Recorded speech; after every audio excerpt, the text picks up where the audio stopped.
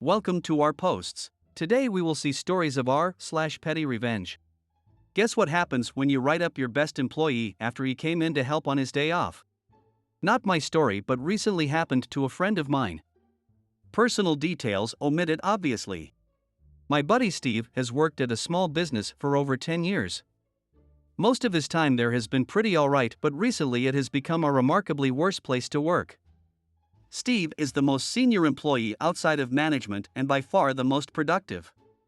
He's always training new hires, working extra hours, helping other departments, you name it. Pretty often, Steve will come in for a couple hours on his day off to take care of backed up paperwork and general housekeeping of his department. This does wonders for keeping the department running smoothly, especially when they are busy. Management knows about this and approves. Going into the holidays this year, they are absolutely slammed, as usual. Orders are backing up and it's all hands on deck, extra hours, full tilt. After another 60-hour workweek, Steve has a couple days off. On his second day off, he decides to go into work for a few hours. He knows his coworkers are likely too busy to be taking care of the side stuff, so he's being a team player and helping out. While he's finishing up and about to leave, Steve's manager comes up to him and they have the following conversation. "Hey Steve, quit messing around, get back out there and do your job." Steve replies, "Hey manager, sorry, it's my day off, I'm not scheduled to work this shift. I'm just helping out, leaving in like 5 minutes." Manager replies, "The hell you are, get your butt out there." Steve says, "Nope, not happening. I'm going home." The next day, Steve is predictably brought into the office, dressed down, and written up for insubordination. But there's a few things about Steve that you should know, that his employers knew but either forgot or didn't care about. 1. Steve has been getting fed up with his employer for a while now. 2. Steve is quite financially stable, as he works in a high-demand industry, and his wife also has a fantastic well-paying job. 3. Steve is about to become a dad. In fact, he is very close to becoming a dad, right after the holidays most likely. So, Steve is in the manager's office, just finished getting talked down to, and handed his write-up to sign. Steve signs his write-up, and hands it back, along with an envelope with a short letter inside. "What's this?" manager asks. "My 2 weeks' notice." Cue the backpedaling. Manager is apologetic, asks for Steve to at least finish the holiday rush. Big boss comes in and offers a raise if he stays, the whole shebang. Steve turns it all down. Now Steve's former employer has to get through the holidays without their most reliable worker, which will take at least 2 or 3 new hires to cover. Meanwhile, Steve can enjoy the holidays without stress, help prepare for the arrival of their baby, and start looking for work again when they're good and ready. Next story. Mother-in-law tried to make us jealous but ended up getting jealous herself. Mother-in-law has always been bitter that I took her son away from her. She's the queen of nagging and I am often her number one target. She loves to make me jealous, sends pictures of her new cars, sends pictures of her new house, sends pictures of her designer handbags, etc., saying, "Isn't it great I can afford all this?" Mother-in-law didn't invite us on vacation last summer.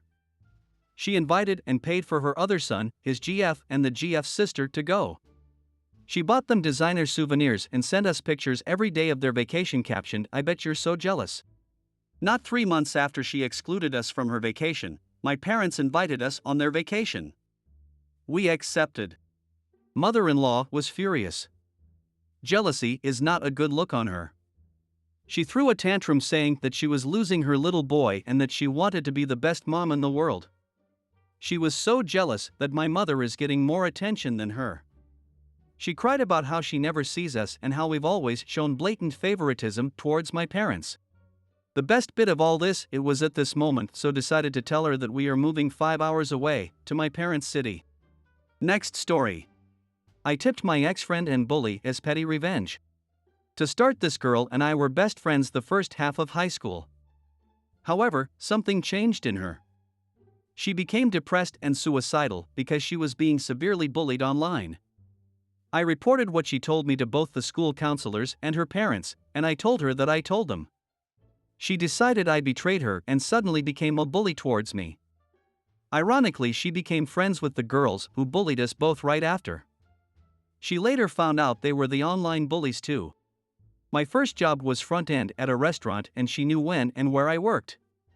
So she made it a point to show up at my work where I really couldn't do much. I had to serve her and her new friends. She saw me coming and said to not expect a tip because service industry workers are servants who don't need to be paid. That stuck with me for years. I told my manager that I refused to serve her or them ever again. Manager was fine with it at that point as I had made comments before. From that day on I never spoke to my ex-friend for years. Recently I went to my hometown in a local restaurant. Lo and behold, my waiter is my ex-friend. Again, I haven't spoken to her at all since that day. She basically said I was her servant.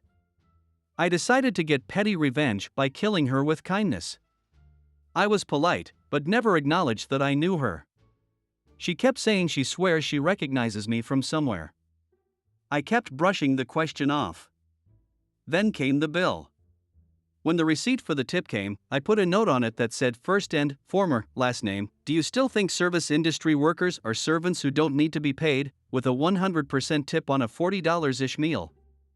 As I walked out I saw her face as she read the note. She turned very, very red. I think my kind petty revenge got to her. Next story. Stepdad stole $60 worth of change from me, so I stole $200 from his wallet. This happened a couple of years ago when I was about 13 or 14, I'm 16 now, but I just thought about it. I used to have a piggy bank that counted the change as I put the coins in there. And I remember I had around $60-something worth of change in the bank and I had left it on my dresser once because my mom was gonna take me to Walmart to trade it for cash after school.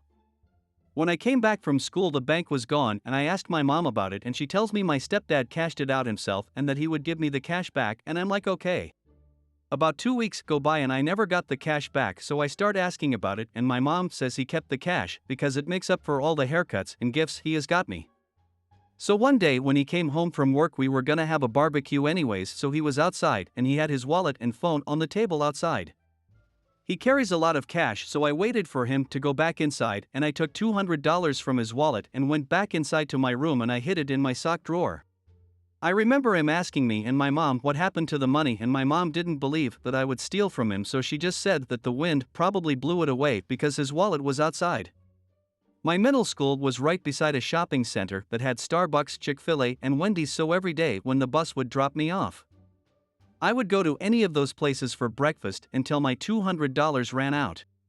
Next story. I trained a senior colleague to do what I want without him ever knowing. I used to work in a role where I administrated the security access card system for a huge office.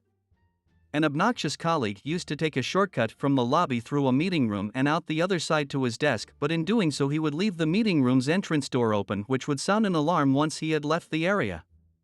I sat in the lobby near the door he left open and I was the one who had to get up and close it for him.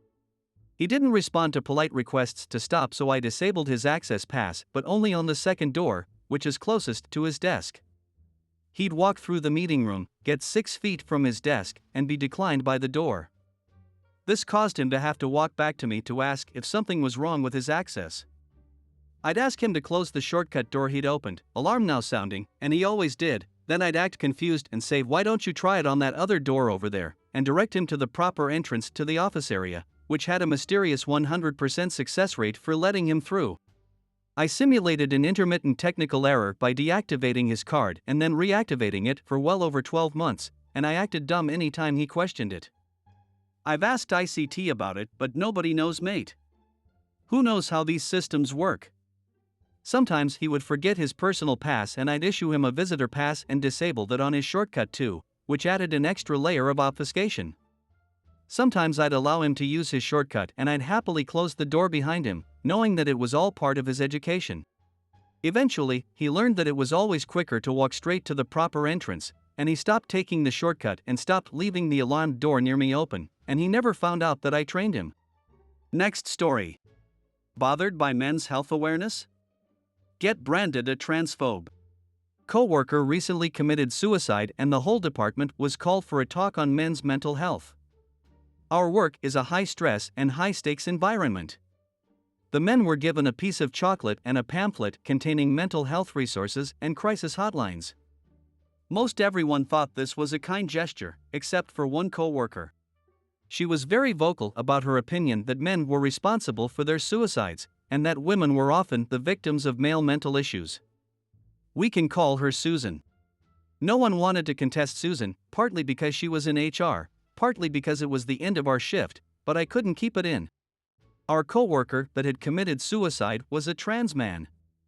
Let's call him Jim. He came out to us and everyone at work was super supportive of his transition. This news hadn't reached Susan, however.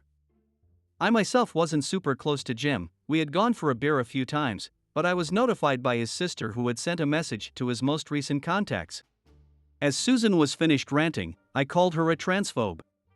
She turned around and was all, "Excuse me? How dare you?" I told her that she was only talking crap because she didn't like the fact that Jim was trans and was a bigot. I accused her of celebrating Jim's death, and Susan tried justifying herself by saying that Susan misgendered Jim like 3 times, was actually a victim of internalized misogyny, and at this point everyone at the table told her to sit the F down and shut up. Rest in power, Jim. I hope you didn't mind me using your death to put Susan in her place. I know you didn't like her much either. I hope you guys like this video. If you did, make sure like, comment, share and subscribe the channel or posts.